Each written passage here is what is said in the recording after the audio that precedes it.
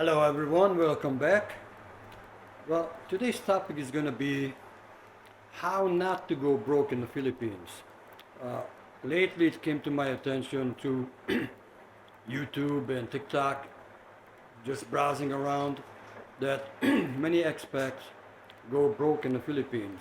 Pretty sad, many of them become homeless, completely broke, no money. Uh, I might have a little help, a little solution to this. Let's say you're on a budget, you have no income other than your social security. And let's face it, some people only gets $800 some dollars a month. Some people gets up to $5,000 a month. Everybody is different. Obviously, the more you get, the easier to make it here in the Philippines. Uh, if you know the wages, I just wrote down a couple of this. Because many people, when they come here, they feel like they're millionaires compared to living in America.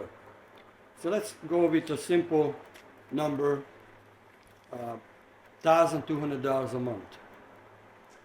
Let's see, if you're getting $1,200 every month, use pension, let's compare it to the Philippines wages. This is according to my Google research. An engineer monthly wages are anywhere from 28 to 38,000 pesos. That's with, let's say, 57 pesos to a dollar. That's only $670. So you get $1,200 a month, of course you're going to feel rich. But you got to keep many things in mind. The people who were born here, they get, many of them makes much less money than Americans make or Europeans, but they also have a house most of the time, even if it's just a very simple house, so they don't have to pay rent. Or they live with the in-laws, their parents, so they're gonna make it a little bit easier on themselves that way. Now, a bank manager, very ridiculous wages. This is all per month, anywhere from 18,000 to 28,000. Unless somebody works for a really big bank and been there for over 10 years, then they can make over 100,000 pesos a month. But if they only make up to 28,000 pesos, that's again $600 roughly.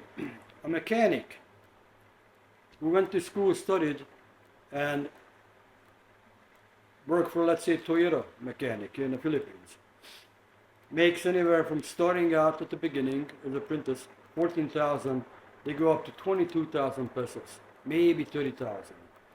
So their wages monthly anywhere from $250 to $350. That's all. Now, if you think about it, how difficult is it if you have a family and you take them out to Jollibee? And a Jollibee, let's say for 4 person, you can drop easily 1,000 pesos there. And many of them don't make that much a day, so you got to work a whole day for a Jollibee one-time meal. You see, most of the people who works in cash registers are females, young females. They very underpaid, make only 15 to 17,000 pesos, maximum 22,000 a month, $250 to $300. A construction laborer, 15 to 20,000. If you're skilled, you make a little bit more, but again, $250 to $350 a month. So, a registered nurse, you would think they make a lot of money, but they don't. That's why most of them try to go to Middle East, or especially to the United States. The excellent nurses, excellent caretakers, the Filipinos, and that's the only way they make good money. To stay here in the Philippines, it's very hard for them to make it. Now, let's go back to $1,200 a month. This is just a regular number I'm coming up with. There's a strategy called 50, 30, 20. What it means, when you get your $1,200 a month, 50% should go for your needs. Needs, what falls into needs? Your grocery, your rent, utilities, payments, car payments, motorcycle payments, transportation, fuel, insurance, bus rides, depend what you take. And when you get your money, 90% of the time you already know that how much you're going to spend on these things. Now, I noticed a big problem with the expats when they come here to the Philippines and they retired already and they're on this limited budget. They still like to go out get their coffee, just like they did in America. And the coffee, if you go to a Starbucks here, you pay about 150 pesos for a cup of coffee. Now figure that out. I'm just trying to show where a lot of money gets blown away so easily. They don't even notice. They just scratch their head at the end of the month that I don't understand where's all my money went when things are much cheaper here in the Philippines. Well, let's say 2 cups of coffee a day. It's 300 pesos. Some people are doing this even more. Now I'm talking about the ones who go out and drink. Starbucks or even some other coffee places, they charge that much for coffee. 300 pesos times 31 days a month, that's 9,300 pesos. It's $160 US dollars if you go with a 57 pesos to a dollar exchange rate. Now $160 doesn't seem like a lot, but when you only get $1,200 a month, that's a good chunk of your money there. Now, if you eat donuts with your coffee, everybody likes to have a little snack with it. Let's say 2 donuts or a coffee cake, let's say it equals up to 70 pesos. Times 31 days a month, 2,170 pesos equals $38. So you add the $38 to $163, it's $201 just for those 2 items, coffee and your sweets.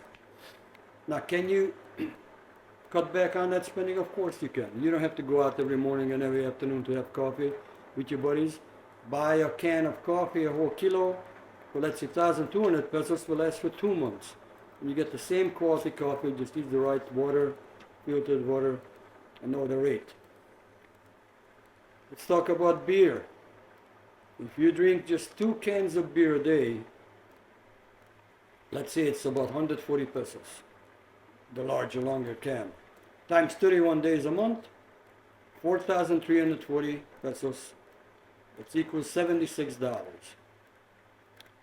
So, you add that up, that's only if you drink 2 cans of beer. Some people drink a whole darn case.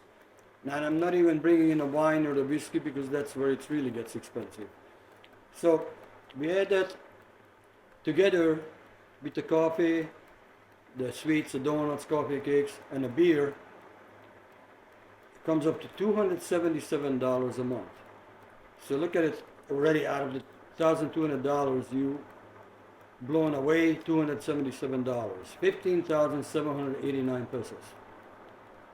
Can you cut back on that? Of course you can. You just have to take a little willpower and discipline. So let's go back to this 50, 30, 20. So $1,200, 50% for your needs would be $600. That's 34,200 pesos. If you're single or live with your girlfriend or wife, you can actually make it, if you really want to, between 15 to 20,000 pesos. Should be enough for the whole month for your grocery, including fruits, vegetables, food, fish, rice, everything what you need. And you still got a little money to eat out here and there. But you have to budget. So the 30%, it's going to be the wants. So remember, out of $1,200, you take $600 out. The 50%, that's for your needs. Now for your wants, that's going to be $360. That's 20%, that's 20,520 pesos. What would that be for? Dining out, cell phone, buy lottery tickets here and there, little traveling, internet, Wi-Fi, clothing, gym membership if you join gym, coffee like Starbucks, movies, and personal cares, haircuts, pedicures, whatever, back massage, and on and on. So out of $1,200, you should not spend more than $360 on that if you don't want to go broke. Okay, so $600 the needs, $360 the wants. That's $960. We got $240 balance left. That makes up $1,200 a month. That's going to be the 20%. So it was 50, 30, 20. 20%. If you're wise and don't want to go broke, you gotta consider that 20% like it doesn't even exist. You have to put towards emergency funds, savings, and any extras could come up. Maybe suddenly a dental visit or doctor's visit. And $240 doesn't seem like a lot of money, $240, but if you don't have to touch it, and you can save it up in a whole year, in 10 months, that's how much? $2,400. It's a pretty good chunk of money in the Philippines, right? Now, if you don't do that, you don't manage your money wisely, you're always going to be in a hole. In 2 weeks, first 2 weeks, you're going to be broke if you spend stupid ways, right? Other thing, since you're in the Philippines, everybody's going to think you're rich. Don't tell anybody how much you're getting. Even if they hint around, oh, you're getting at least this much? I get enough to make it. Don't tell them. It's only your business, nobody's else. Don't loan anybody money because you're never going to get it back. It's almost 99% sure. And if you're in a serious relationship, you go to in-laws, only take as much money as you need to get back and forth. And maybe buy a couple beer, a little snacks for the kids, because what's going to happen when you drink a little bit, people are going to come up to you, please, please, please help me out. All kind of stories they're going to come up, very, very creative stories. And you're going to feel sorry, your heart is softened because you got a little liquored up. And what's going to happen when you have your wallet with a few thousand pesos in it? It's going to go out. The next day you're going to say, shit, what the heck did I do to myself? So think wise. Think wisely. You know, you're not a cash cow. Number one should be in your life is yourself, and if you're married, your wife. Because nobody else is going to take care of you when you're here. Nobody, believe me. People can say that, oh yeah, when you're in trouble, just come and ask us. When you're going to go and ask, then you're going to say, I'm sorry, but I don't have enough work now, and the kids got sick, and all kind of, as I said, very, very creative excuses. So, you didn't come to the Philippines to be somebody's ATM machine. You came to the Philippines to enjoy your life, cut back on your budget completely, because now you're not making money unless you're doing something creative online. But if you only rely on your retirement, and as I said, I just went with a number that just popped up in my head, $1,200. You have to be very, very smart about your money, because even over here, the prices are going up. Now when you go to markets with your wife or your girlfriend, for you, probably better if you stay in a car or somewhere. Don't go together unless you plan to buy a lot, because it's very heavy to carry for her. But if you go with her, the price is going to change, they're going to go up, because a lot of produce is not marked by the price. And when you go up and ask, how much is this? How much is a kilo? I experienced it myself. The cabbage from 50 pesos suddenly jumped up to 150 pesos. Everybody else around was selling it for 50, but because I was there, the price went up to 150. So use common sense. You go to a grocery store, that's fine, because everything is a set price. They're not allowed to, change the numbers on it. So, what's your guys' opinion about this? You think it makes some sense? As I said, coffee is a big thing for Americans and Europeans. I myself love the coffee. I gotta have it right away in the morning. I usually drink 4 cups of coffee a day, 2 in the morning, 2 in the evening. But I don't buy coffee out in the malls and things. Once in a while I do. With my wife, we go there, we buy a couple of donuts, cup of coffee, and that's it. But don't make it a habit of every morning go down to a coffee shop. because especially you buy your buddies and things, that's the easiest way to blow through your money. And also getting together with your buddies and you're the one who's paying for the beer. The beer is cheap, but if you think about the Red Horse, a big bottle, it's the most common beer here. I think it's 120 or 130 pesos a bottle. Now, can you imagine 4 to 6 of you sitting around? You can easily, in a few hours of conversation, go through 10 bottles of beer. And you're the one who's paying for it. You're going to pay 12,000, 14,000 pesos out. Right? So, use common sense. And again, don't tell anybody how much money you're getting. If you're married, let your wife know that it's forbidden to tell anybody. No in-laws, no mother-in-law, nobody is allowed to know how much you're getting. It's nobody's business but yours. And my wife in the background, she's smiling. I'm saying these things, but that's the truth. You don't want to. That's a very stupid thing to brag about your money, because that's when you're going to lose a lot or even get attacked. And don't be flashy. Just live a very simple life here. Enjoy it, and everything should be good then. Keep your health. That's your wealth. Number one wealth is your health. Can't put a price on that. All right. So I'm interested about you guys' intake on this.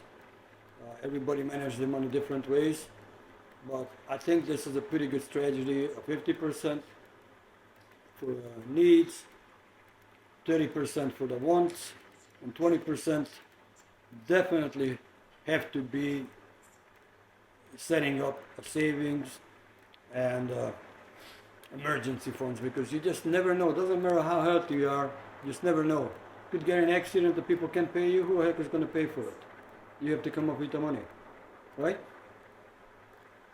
Well, okay, that's all I want to say. It was part of a little bit of venting too, and also, as I said, I feel sorry for the people who end up going broke completely, coming from a very rich country. And many times I think that it's stupid money management what they did. They either allowed their girlfriend to take over, acting like their boss, and they get cleaned out. That sometimes happens. And also, I heard stories on YouTube that somebody came here with $70,000 cash, and the person went broke in 2 years. Didn't have a house to show, not even a freaking scooter. Throw myself, I mean, come on, man. I mean, oh, I don't even want to get into it, you know? That's something, some kind of problems happening up there in a person's head. How can you blow away that much money here in the Philippines and not have anything to show? Seriously. All right. I wish all of you a very beautiful day. Take it easy. Until next time. Thank you for your time.